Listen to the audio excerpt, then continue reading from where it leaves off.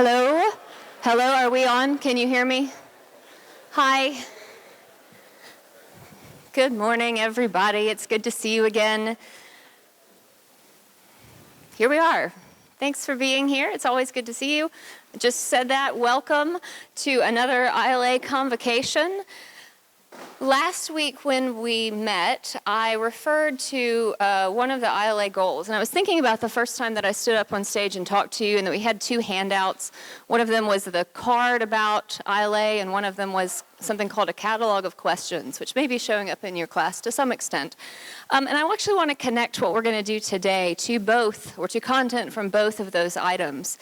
Yes, goal number 3 still applies, that students will explore the dynamic relationships or consider the dynamic relationships between self, stranger, and community. That is our theme for this course. But I think that we can also look at the catalog of questions. In particular, the question that reads, what role do stories play in our lives? And if you think about what we encounter in ILA as text, there's an awful lot of storytelling. We read many narrative texts, and depending on what's happening in your class, and I don't know exactly where everyone is, there are a lot of conversations about how stories help us think about who we are. What stories do we tell ourselves about ourselves? How do we use story to make sense of our lives and make sense of our experiences? But there's another side of storytelling too, which is, what are the stories that we tell about other people? What are the stories that we believe about other people?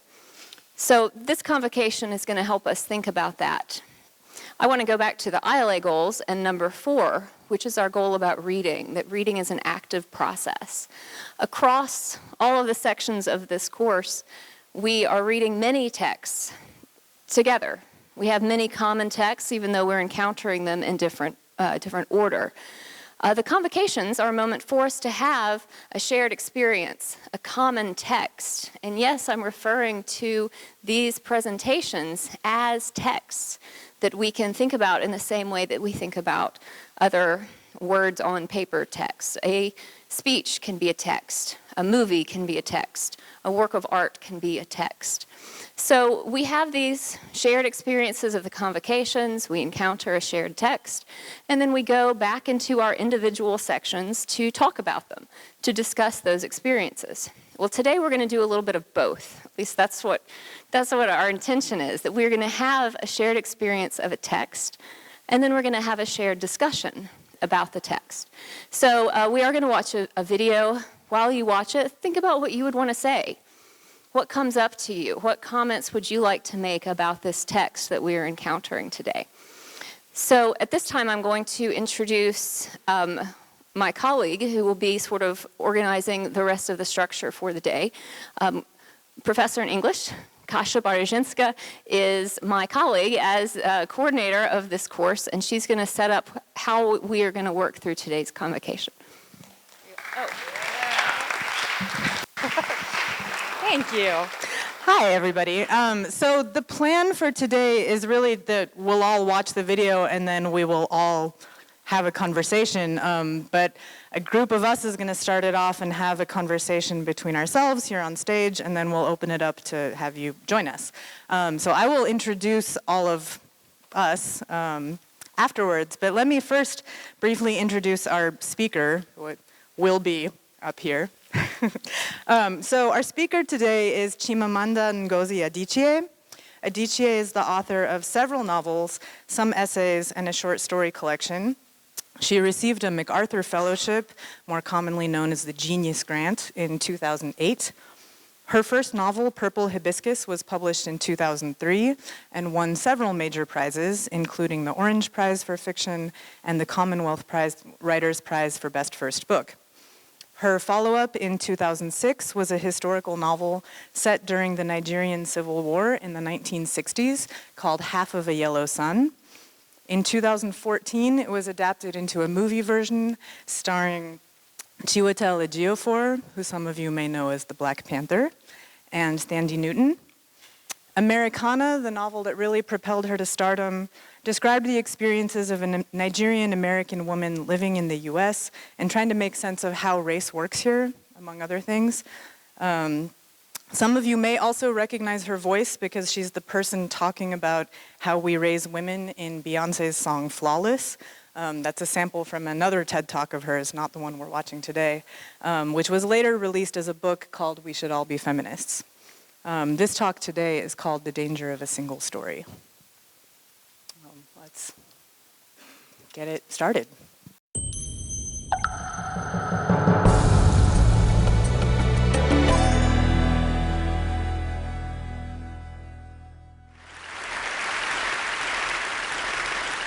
I'm a storyteller, and I would like to tell you a few personal stories about what I like to call the danger of the single story. I grew up on a university campus in eastern Nigeria. My mother says that I started reading at the age of 2, although I think 4 is probably close to the truth. So I was an early reader, and what I read were British and American children's books. I was also an early writer. And when I began to write at about the age of 7, stories in pencil with crayon illustrations that my poor mother was obligated to read, I wrote exactly the kinds of stories I was reading. All my characters were white and blue-eyed. They played in the snow. They ate apples. And they talked a lot about the weather, how lovely it was that the sun had come out. Now, this despite the fact that I lived in Nigeria. I had never been outside Nigeria. We didn't have snow. We ate mangoes. And we never talked about the weather because there was no need to. My characters also drank a lot of ginger beer because the characters in the British books I read drank ginger beer. Never mind that I had no idea what ginger beer was. And for many years afterwards, I would have a desperate desire to taste ginger beer. But that is another story. What this demonstrates, I think, is how impressionable and vulnerable we are in the face of a story, particularly as children. Because all I had read were books in which characters were foreign, I had become convinced that books, by their very nature, had to have foreigners in them and had to be about things with which I could not personally identify. Now, things changed when I discovered African books. There weren't many of them available, and they weren't quite as easy to find as the foreign books, but because of writers like Chinua Achebe and Kamara Laye, I went through a mental shift in my perception of literature. I realized that people like me, girls with skin the color of chocolate, whose kinky hair could not form ponytails, could also exist in literature. I started to write about things I recognized. Now, I loved those American and British books I read. They stirred my imagination. They opened up new worlds for me. But the unintended consequence was that I did not know that people like me could exist in literature. So what the discovery of African writers did for me was this. It saved me from having a single story of what books are. I come from a conventional middle-class Nigerian family. My father was a professor. My mother was an administrator. And so we had, as was the norm, live-in domestic help who would often come from nearby rural villages. So the year I turned 8, we got a new houseboy. His name was Fide. The only thing my mother told us about him was that his family was very poor. My mother sent yams and rice and our old clothes to his family. And when I didn't finish my dinner, my mother would say, "Finish your food. Don't you know people like Fide's family have nothing?" So I felt enormous pity for Fide's family. Then one Saturday, we went to his village to visit. And his mother showed us a beautifully patterned basket made of dyed raffia that his brother had made. I was startled. It had not occurred to me that anybody in his family could actually make something. All I had heard about them was how poor they were, so that it had become impossible for me to see them as anything else but poor. Their poverty was my single story of them. Years later, I thought about this when I left Nigeria to go to university in the United States. I was 19. My American roommate was shocked by me. She asked where I had learned to speak English so well and was confused when I said that Nigeria happened to have English as its official language. She asked if she could listen to what she called my tribal music, and was consequently very disappointed when I produced my tape of Mariah Carey. She assumed that I did not know how to use a stove. What struck me was this: she had felt sorry for me even before she saw me. Her default position toward me, as an African, was a kind of patronizing, well-meaning pity. My roommate had a single story of Africa, a single story of catastrophe. In this single story, there was no possibility of Africans being similar to her in any way, no possibility of feelings more complex than pity, no possibility of a connection as human equals. I must say that before I went to the US, I didn't consciously identify as African. But in the US, whenever Africa came up, people turned to me, never mind that I knew nothing about places like Namibia. But I did come to embrace this new identity, and in many ways, I think of myself now as African, although I still get quite irritable when Africa is referred to as a country, the most recent example being my otherwise wonderful flight from Lagos 2 days ago, in which there was an announcement on the Virgin flight about their charity walk in India, Africa, and other countries. So after I had spent some years in the US as an African, I began to understand my roommate's response to me. If I had not grown up in Nigeria, and if all I knew about Africa were from popular images, I too would think that Africa was a place of beautiful landscapes, beautiful animals, and incomprehensible people fighting senseless wars, dying of poverty and AIDS, unable to speak for themselves, and waiting to be saved by a kind white foreigner. I would see Africans in the same way that I, as a child, had seen Fide's family. This single story of Africa ultimately comes, I think, from Western literature. Now, here's a quote from the writing of a London merchant called John Locke, who sailed to West Africa in 1561 and kept a fascinating account of his voyage. After referring to the black Africans as beasts who have no houses, he writes, "They are also people without heads, having their mouths and eyes in their breasts." Now, I've laughed every time I've read this, and one must admire the imagination of John Locke. But what is important about his writing is that it represents the beginning of a tradition of telling African stories in the West, a tradition of sub-Saharan Africa as a place of negatives, of difference, of darkness, of people who, in the words of the wonderful poet Rudyard Kipling, are half devil, half child. And so I began to realize that my American roommate must have, throughout her life, seen and heard different versions of this single story. As had a professor who once told me that my novel was not authentically African. Now, I was quite willing to contend that there were a number of things wrong with the novel, that it had failed in a number of places, but I had not quite imagined that it had failed at achieving something called African authenticity. In fact, I did not know what African authenticity was. The professor told me that my characters were too much like him, an educated and middle-class man. My characters drove cars. They were not starving. Therefore, they were not authentically African. But I must quickly add that I, too, am just as guilty on the question of the single story. A few years ago, I visited Mexico from the US. The political climate in the US at the time was tense, and there were debates going on about immigration. And, as often happens in America, immigration became synonymous with Mexicans. There were endless stories of Mexicans as people who were fleecing the healthcare system, sneaking across the border, being arrested at the border, that sort of thing. I remember walking around on my first day in Guadalajara, watching the people going to work, rolling up tortillas in the marketplace, smoking, laughing.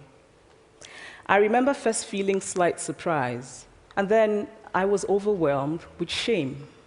I realized that I had been so immersed in the media coverage of Mexicans that they had become one thing in my mind, the abject immigrant. I had bought into the single story of Mexicans, and I could not have been more ashamed of myself. So that is how to create a single story. Show a people as one thing, as only one thing, over and over again, and that is what they become. It is impossible to talk about the single story without talking about power. There is a word, an Igbo word, that I think about whenever I think about the power structures of the world, and it is nkali. It's a noun that loosely translates to be greater than another. Like our economic and political worlds, stories too are defined by the principle of nkali. How they are told, who tells them, when they are told, how many stories are told, are really dependent on power. Power is the ability not just to tell the story of another person, but to make it the definitive story of that person. The Palestinian poet Mourid Barghouti writes that if you want to dispossess a people, the simplest way to do it is to tell their story and to start with secondly. Start the story with the arrows of the Native Americans and not with the arrival of the British, and you have an entirely different story. Start the story with the failure of the African state and not with the colonial creation of the African state, and you have an entirely different story. I recently spoke at a university where a student told me that it was such a shame that Nigerian men were physical abusers like the father character in my novel. I told him that I had just read a novel called American Psycho, and that it was such a shame that young Americans were serial murderers. Now,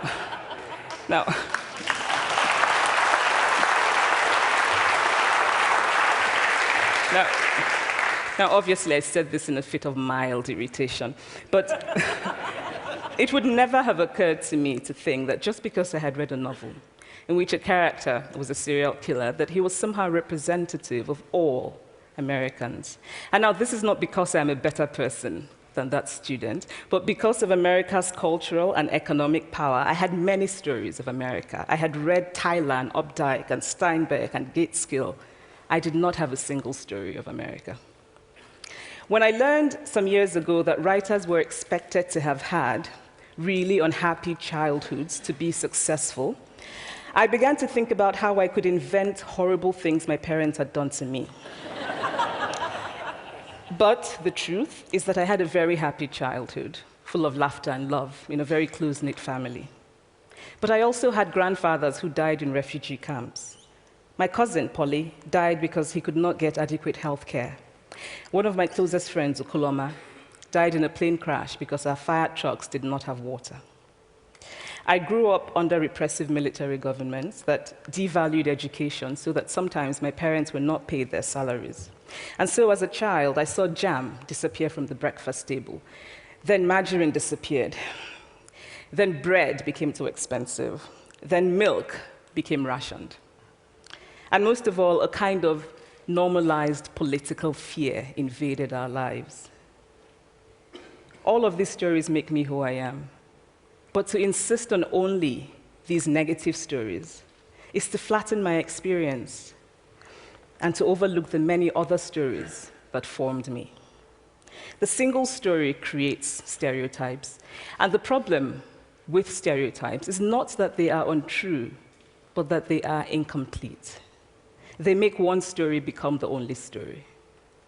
Of course, Africa is a continent full of catastrophes, the immense ones, such as the horrific rapes in Congo, and depressing ones, such as the fact that 5,000 people apply for one job vacancy in Nigeria. But there are other stories that are not about catastrophe, and it is very important, it is just as important to talk about them. I've always felt that it is impossible to engage properly with a place or a person without engaging with all of the stories of that place and that person. The consequence of the single story is this: it robs people of dignity. It makes our recognition of our equal humanity difficult. It emphasizes how we are different rather than how we are similar. So what if before my Mexican trip, I had followed the immigration debate from both sides, the US and the Mexican? What if my mother had told us that Fide's family was poor and hardworking? What if we had an African television network that broadcast diverse African stories all over the world? What the Nigerian writer Chinua Achebe calls a balance of stories. What if my roommate knew about my Nigerian publisher, Mukhtar Bakare, a remarkable man who left his job in a bank to follow his dream and start a publishing house? Now, the conventional wisdom was that Nigerians don't read literature. He disagreed. He felt that people who could read would read if you made literature affordable and available to them. Shortly after he published my first novel, I went to a TV station in Lagos to do an interview. And a woman who worked there as a messenger came up to me and said, "I really liked your novel. I didn't like the ending. Now you must write a sequel, and this is what will happen." And she went on to tell me what to write in the sequel. Now, I was not only charmed, I was very moved. Here was a woman, part of the ordinary masses of Nigerians who were not supposed to be readers. She had not only read the book, but she had taken ownership of it and felt justified in telling me what to write in the sequel. Now, what if my roommate knew about my friend, Fumi Yonda, a fearless woman who hosts a TV show in Lagos and is determined to tell the stories that we prefer to forget? What if my roommate knew about the heart procedure that was performed in the Lagos hospital last week?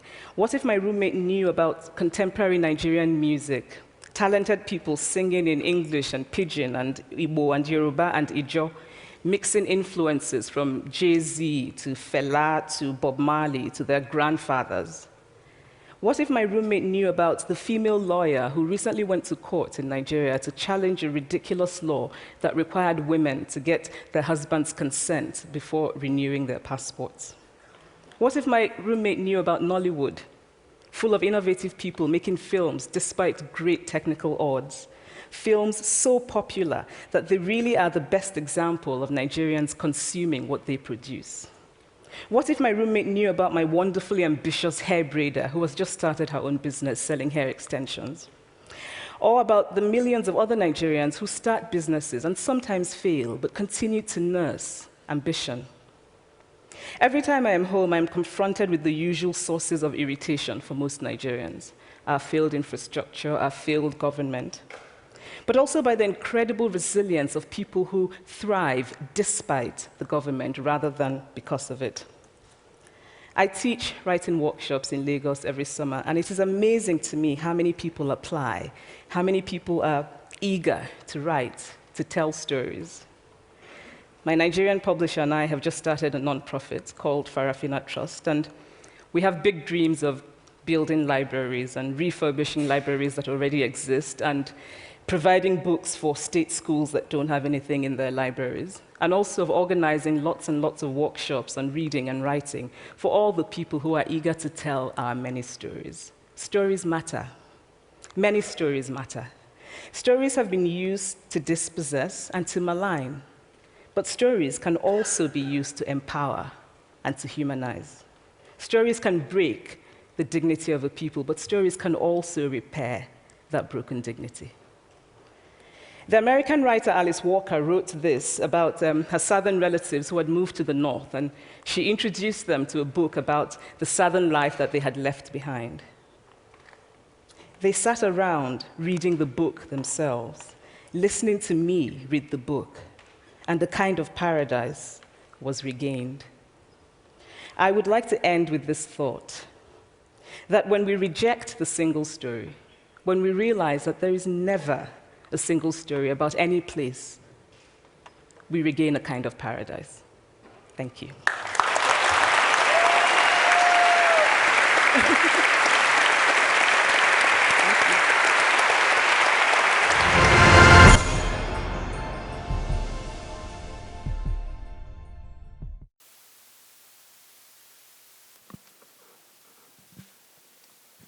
All right. I also want to let you know that the text of that video is in your ILA reader if you want to follow along or if you want to find it for yourself after what we do here today. So let me briefly introduce everybody. On our far left here, we have Jaron Stewart, senior business and accounting double major, member of the football team. He is also working for or part of the Pain is Temporary mentoring group here on campus. And last year, he was the vice president of ASMC. He is originally from Peoria. He has lived in Chicago as well. Next to him is Vanessa Caldwell, senior biopsych major with a sociology, anthropology, human services double minor. She runs track. She is the president of HER, a women's empowerment group on campus that she also started. She's originally from Chicago and has lived in the suburbs of Chicago. Next, we have Keith Schaefer, a professor in the Spanish department. He's also involved in the honors program and in global engagement. He's originally from Chicago. He has also lived in Delaware, as he put it, really. Delaware, North Carolina, and Spain. And then here at the end, we have Chandler Claudet, senior accounting major. He is involved in the Accounting Society, in track and field. He is the former treasurer of ASMC, and he is also an ESL instructor here in town for French-speaking students. And then I'm Kasia. I'm in the English department. I'm originally from Warsaw, Poland, but I've also lived in California and Idaho and New Jersey and Oregon and Chicago and Ankara, Turkey, and now I live in Peoria. So, well, is everybody's microphone on? Yes. Yes. Check. Check. Hello? Yeah. Got it? Yeah. All right. Can you hear me? Okay. So, who wants to, what do you want to talk about? I don't know, it was a lot. What'd you think?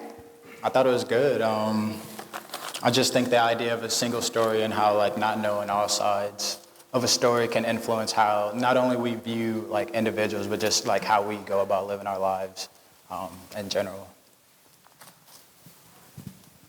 Yeah, I think the most important thing to realize is that when you're told something, that doesn't necessarily mean it's true. And I think that's a huge thing to realize, especially when you're freshman or you feel like you are in an environment in which there are people above you, and so you feel like you have to listen to them, or whatever they say is correct. Like, it's okay to question your professors. It's okay to question people who you feel are in power above you. I've done it several times. But you just can't always assume that what you're being told is true. Although, I also like the part, I'm going to push back on this, where when she says, the thing about stereotypes is not that they're not true, but that they're incomplete. And I thought, that's a really interesting thing to say, right? Because so much of when we talk about stereotypes, it's like, no, they're not true, they're not true. And she's like, well, they're kind of true. I'm like, there's something to that, right? It's like you get the what, but you don't get the why. You get the what the person does, but you don't get the motive behind why they're doing what they did. So I think the why behind things is strong. It's what drives people. So. Yeah. Yeah, I've seen this before. I've taught ILA before, and the first time I saw it, my first impression was, we're past this. We know how not to judge a book by its cover, not to essentialize. But it's good to see something like this to realize that maybe we haven't come all that far. And the first thing that came to my mind was the Christmas song, and you'll hear it this year, is Do They Know It's Christmas? And it was originally produced to raise money for Ethiopia, I think. But then Ethiopia got turned into all of Africa. And the lyrics, the original lyrics, are from a single story, from a Western perspective. And I think one of them says that there are no rivers flowing in the entire continent, not one river flowing. So you'll hear this song again around Christmas. So I think it's important to think about, well, how much is this still in our daily modern lives?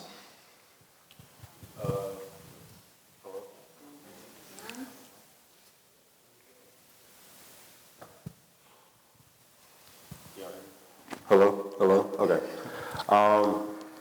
Really what I took away from it was that even though her roommate or whoever it was, assumptions were kind of wrong, she took it as a tool to educate her. Like, I'm sure she was probably hurt at first, but when someone assumes something is probably false in your mind, use it as a tool to educate them and show them why it's wrong.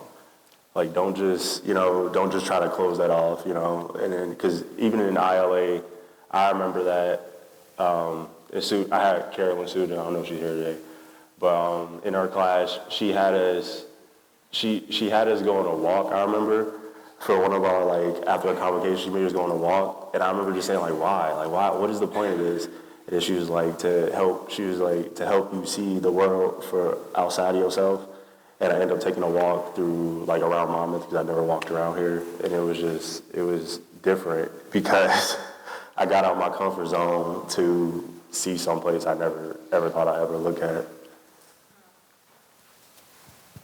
Although that's interesting, right? Because I feel like in my own experience, I occasionally encounter people who have weird stereotypes about Polish people, right? Aside from the many Polish jokes that I'm sure you're all familiar with, but especially like people from Chicago, no offense, are like, oh, you're Polish, like our housekeeper was Polish.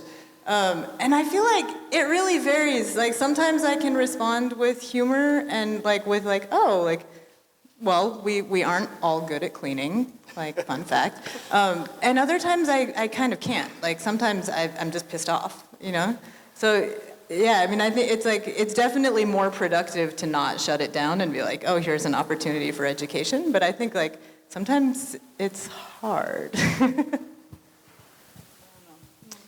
I think that was also one of the takeaways that I had was the humility that she has in there and how difficult it must be to be humble. And then on top of that, reflect upon the experience and question what groups you're viewing through a single story, as she does as a child and later on when she talks about how she viewed Mexicans in Guadalajara. Yeah, I think an important thing to think about also is that it takes two to understand. So you also have to understand from the perspective of, like, if that person was told this for so many years of their lives, you have to be understanding of the fact of, you know what, I'm going to be patient. This is what they've been raised on. I'm going to make a move to say this is actually not true, or this is incomplete, as you were saying, and so this is what you can do to make it, more complete.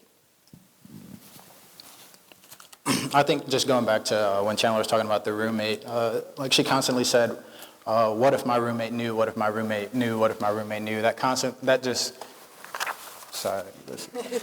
of store some things in my notebook, but that just brought me back to a story from last summer when I was just sitting outside of my mom's house, and my car was just parked out there, and there were some kids like walking by, and one of the kids had just stopped and like I had some things in my car, and he was just looking in my car, and like, I'm raised like just don't like look in people's cars, things like that. And I was just mad, and in my head, like, I asked him one time, I was like, can you please not do that? He kept doing it, and then like I was just about to go off on him, and then I think it was his brother. He had came up to me and he was like, oh, I'm sorry, this is my little brother. He's autistic. We're just finding something to do. Like our house had just caught on fire, things like that. And I'm like, wow, how would that have shaped how I reacted to that little boy in that situation if I would have known, that even given how my perspective and, even if I didn't think he should have been looking in my car and things like that, I should understand, that maybe there is a reason behind why he was doing what he was doing, so. Yeah, a term that came to my mind when I was watching this was this new term, intersectionality, in a sense, only because all these what ifs, like what if I knew this was part of their past? What if I knew this was one of their identities and stuff? And I think that an important thing to realize sometimes is, like, if I look at you, I might say like, oh, well, you're white. But you have several different identities that I don't know about. And so that is going to completely change how I would act to you. And I think that is a huge factor, especially on college campuses, is that it's like you look at one person and you think they identify under one category. And it's important to not have that mindset, be open to understanding that before you prejudge someone, before you think they have a certain lived experience, just be friendly and say like, hey, who are you? Where are you from? Like, stuff like that. It is also like so much of college, I feel like, even today, right? When I introduced you all, it's like your year, your major, and it's like, oh, where are you from? Like, we actually have categories that we use to refer to ourselves all the time. And every so often, I mean, in my interactions with students for sure, like especially in ILA, hi guys, we do in the first week, like people come to my office and I just talk to them about like, oh, what's your story? Where are you from? And every so often, like people will tell me something about themselves that I'm like, oh wow, like that, I just didn't expect that, or they'll surprise you, and it's so weird, like what little details about somebody will like completely change how you see them. I guess one thing I really thought about during that clip was my first day ever in Monmouth. Now, I came in the summer, I came in like July 30 something, and I remember I was at County Market with my mom and my brother. And now, I'm from Chicago, so I was in the line, and I was wearing a Monmouth shirt, because obviously, your first day, you want to show school spirit, like, woo, But I was in the line, and this guy just comes up to me, and like, he touches me on my shoulder, and I turned around, like, dude, who the fuck are you? Like, because it's like, it's just weird someone coming up to me that I don't know to just talking to me, having a conversation. And we ended up sitting there for like, I think maybe like a couple minutes just talking about, he was telling me about the town and stuff like that. He said he was lived here for about like 20 years and how Monmouth College is like a great place and stuff like that. And then looking back on it now, like I was definitely probably in the wrong there because I almost hit this man. It is, when I first moved from Chicago to Peoria, like people are so friendly around here, and it is uncomfortable. I mean, like I was walking down the street and I hear something, and I realize there's a lady walking next to me, and she's talking to me, and I'm like, oh, like people come up to you in a parking lot and start chatting with you, and I'm like, you want money? Like, what is going on? Exactly. Like, yeah. But I was, one of the things I was thinking about in like things we could talk about potentially was, I was thinking about like, what is our like single story version of Monmouth, and how we've all, like how some of us maybe like now we're like, oh wow, I was way off. Like, what did you think it was gonna be like here before you came here? And what are the things we think about this place, Like, well. Yeah, yeah, when I first came to Monmouth, I just thought it was going to be a campus full of athletes. Like, that's honestly, like, Monmouth, the closest correlation was athletes, because the majority of our campus is athletes. So I thought, hey, I'm going to fit in pretty nice. And so, like, every person, my first week, I was like, oh, what sport are you on? Or what sport do you do, And I would get so many people that are like, what are you talking about? Yeah, I don't know. That was like my first impression. I would probably say the same. Just like that's one of the main reasons I came here is for football. But as I continue on here, I'm a senior now and just have my experiences. I think a lot of what I've like come to know in life and like experience as an adult and like even set up for myself in the future has come from Monmouth, and everything has been probably outside of athletics, just as far as academics, involvements, social clubs, things like that. But just shifting from that, okay, I'm here to play football. This is a school with good athletics, people I can fit in well with, to shift into, okay, this place has a lot of opportunity to leverage academics, leverage my leadership, things like that. Do you feel like there are stereotypes about athletes? Yeah. Tell me. Oh yeah. What are some wrong ones? That we have our shit together. Yeah. It's not true. I don't think it would be true for a while. Only because a lot of people think that when you're an athlete, like you've been kind of conditioned to handle a lot of things at once. You know, because if you're a college athlete, by now you've been doing athletics probably for a while. You've been juggling maybe travel team sports, or you've been doing academics, and then you've been doing clubs and stuff like this, and so they think that you have it under control. And another stereotype is that, I don't know if it's just me, but in the classroom as well, that we're favored, kind of in a sense, when it comes to academics. I think that has been a stereotype that I've heard so much, is that, oh, they're probably giving you leeway because you have this, that, which is not true. It's not true. You were my freshman year in English. Yeah, rude awakening. Amazing class. Wait, what? Amazing class. No, you set me straight. But I think the problem was, like, in my high school, it was kind of true, is that they kind of did, you know, let you slide a little bit here and there. And I wasn't into English too much, but you kept me focused. And I think that was like a stereotype that, like, athletes are kind of favored a little bit more. Maybe that's just in the bigger schools, the bigger athletic schools. We did want to leave some time for a Q&A if you all want to join our conversation. So I'm going to give up some mics. So I'm going to take one of these upstairs, and one will stay down here.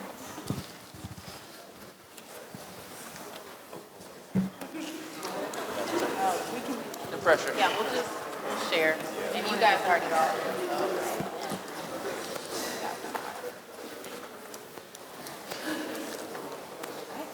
I know.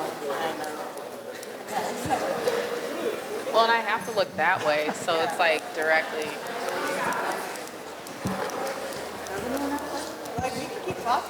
Anybody up here have a question? Comment?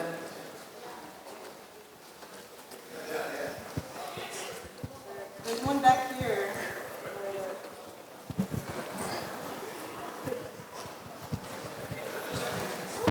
Oh my God, I'm sorry, gunshots. So, two of you up there teach literature, right? Hi. Do you think that part of the curriculum that you're given isn't representative of international literature as much as you would like it to be? As the speaker said, part of the reason that she had these stereotypes about Western civilization was the fact that the only literature she had been exposed to was that of stereotypical Western civilization, and I was wondering if it went the other way from what you've seen in the classroom. Take it first. Yeah, generally, here, in my department, in modern languages, I don't want to speak for English, but we're not generally handed a curriculum. The professors often choose what they would like to teach, which is not the way it is in a lot of places. And we tend to try to teach from our areas of specialization. And sometimes there's not a lot of variety in those areas of specialization. In my area, there's not. I specialized in 4 authors, all old Spanish men. But the stories that I tried to include in survey classes, I tried to vary a bit more, not only authors from Spain, but from Central America, from the Caribbean, from South America, men, women. I try to vary it a lot. It's not always easy to do in those kind of classes when you're trying to get so much done. But I feel, just from in the way that I teach and the authors that I include, I am very conscious of the fact that more stories need to be told, and that I can't present these stories as representative either of these people. Yeah, I mean, similarly, I was hired to be the 18th and 19th century British literature person, and that is not a particularly diverse field. However, within those classes, I try to also signal to kind of, this is not fully representative, and here are other things we can think about. But in the electives that I teach, it's a much broader range. I mean, so like the graphic novels class I teach as an English 180 I consciously bring in non-American authors, and then I've taught contemporary African immigrant fiction. Right now I'm teaching a class that is 18th, 19th century British, but it's representations of the Orient, so of Asia, I mean really sort of Asia, Middle East, to any sort of part of the world that is not Europe. So we're reading European authors, but we are thinking about how they talk about other places and then trying to connect it to more contemporary stuff. So I'm kind of like yes and no would be the answer. But thank you for that. Hi.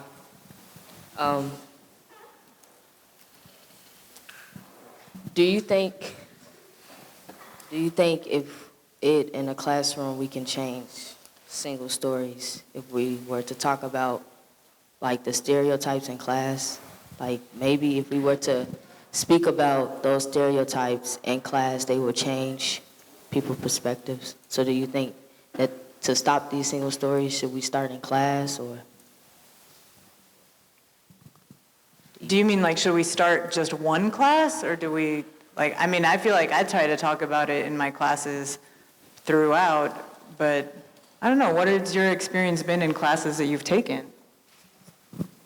I'm gonna be very, very honest. It's not gonna come up that much. The ILA professors do their best. And I've seen it before. It's not that they do not talk about it, that they do not want to talk about it. It does come up, it is brought up, but I think it's also a conversation starter, is in a sense, because a lot of the education that you learn in terms of racial oppression or these single stories is actually outside of class too. You can't just go to class expecting to be educated on all the problems in the world. You have to expand your knowledge elsewhere as well. I think in class you are definitely taught the foundations and everything, but it is also an important thing to go outside, reach outside, have those conversations, and go to the library, read books that weren't assigned to you too.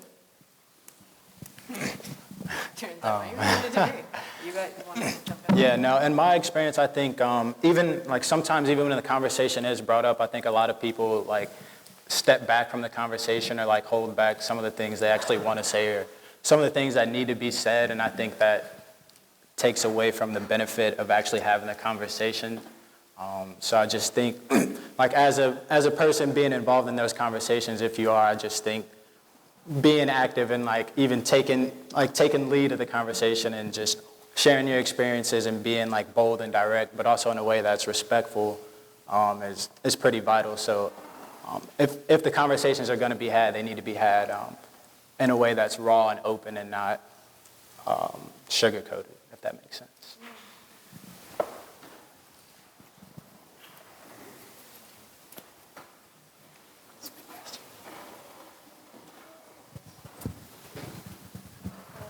Hi, everyone. I'm sorry, but this isn't a question. It's more of a statement to everyone here. I'm feeling like a really somber mood in this place.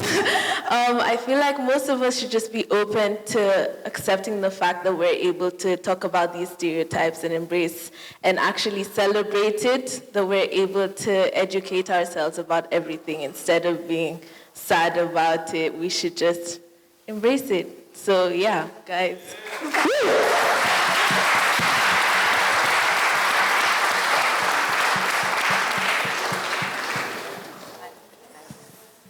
Yeah, I thank you for that. I think it's true. I also think maybe this is I think it's true that stereotypes can be really harmful and damaging, but there's also, in some ways, they can just be kind of funny. You know what I mean? Like some of them are so ridiculous and strange. Like I was thinking about I was talking to my partner, and he was telling me about someone he had met recently who is Bulgarian, and I'm going to say right now, apologies if anyone in the audience is Bulgarian, but he was describing them, and he said something like, oh, and he was wearing a gold necklace, and I was like, oh, of course, he's Bulgarian, of course he's wearing a gold necklace. And he's like, what?